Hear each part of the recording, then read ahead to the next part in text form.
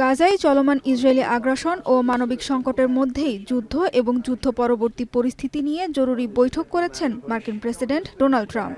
বুধবার হোয়াইট হাউসে নীতি নির্ধারণী পর্যায়ের ওই বৈঠকে বসেন ট্রাম্প। এতে অংশ নেন সাবেক ব্রিটিশ প্রধানমন্ত্রী টনি ব্লেয়ার এবং ট্রাম্প প্রশাসনের মধ্যপ্রাচ্য বিষয়ক সাবেক বিশেষ দূত জারেড কুশনার। এছাড়াও এতে অংশ নেন হোয়াইট হাউসের শীর্ষ কর্মকর্তারা। হোয়াইট হাউসের সূত্রের বরাতে বিভিন্ন আন্তর্জাতিক গণমাধ্যম জানায়, বৈঠকে গাজায় খাদ্য সহায়তা বাড়ানোর পরিকল্পনা, জিম্মি সংকট এবং যুদ্ধ পরবর্তী পরিকল্পনা নিয়ে বিস্তারিত আলোচনা হয়েছে। ট্রাম্পের বৈঠকের আগে ইসরায়েলি পররাষ্ট্রমন্ত্রী গিডন সারের সঙ্গে বৈঠক করেন মার্কিন পররাষ্ট্রমন্ত্রী মার্কো রুবিও।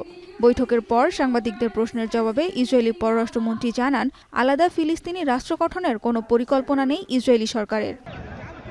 এদিকে ইসরায়েলি বাহিনী নিরবচ্ছিন্ন হামলায় আগেই মৃত্যুপুরীতে পরিণত হয়েছে গাজা উপত্যকা। সঙ্গে যোগ হয়েছে তীব্র অনাহার ও অপুষ্টি। নেতানিয়াহু বাহিনীর হামলার পাশাপাশি অনাহারেও প্রতিদিন মৃত্যুবরণ করছেন বহু ফিলিস্তিনি। এবার সেই পরিস্থিতি আরও ভয়াবহ আকার ধারণ করতে পারে বলে সতর্ক করে দিয়েছে জাতিসংঘ। সংস্থাটির মানবিক সহায়তা বিষয়ক উপপ্রধান জানান, উত্তর মধ্য গাজায় বিশেষ করে গাজা সিটি এরই মধ্যে দুর্ভিক্ষের কবলে পড়েছে। আগামী সেপ্টেম্বরের শেষ পর্যন্ত এটি দক্ষিণের দেইর আল বালাহ ও খান ইউনিসে ছড়িয়ে পড়বে বলেও আশঙ্কা করা হচ্ছে। At least 132,000 children under the age of 5 are expected to suffer from acute malnutrition between now and mid-2026. The number of those at risk of death among them has now tripled to over 43,000. এদিকে জাতিসংঘ নিরাপত্তা পরিষদের আরেক বৈঠকে ইসরায়েলের বিরুদ্ধে গণহত্যার অভিযোগ তুলেছেন আলজেরিয়ার রাষ্ট্রদূত অমর বেনজামা। বৈঠকে গাজায় অনাহারে ভুগতে থাকা শিশু ও নিহত সাংবাদিকের ছবি তুলে ধরেন Benzema.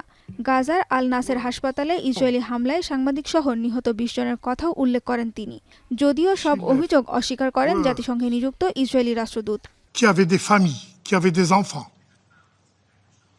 Pas un seul mot de regret. En tout cas, devant ce Conseil. Je ne voudrais pas prolonger.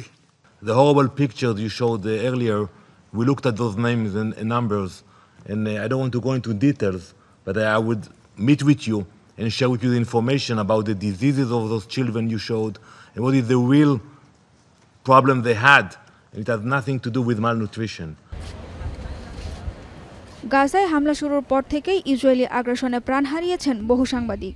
নিহত এসব সাংবাদিকের প্রতি শ্রদ্ধা জানাতে লন্ডনের 10 নম্বর ডাউনিং স্ট্রিটের সামনে জড়ো হন ফিলিস্তিনিপন্থী আন্দোলন কর্মী ও সমর্থকরা।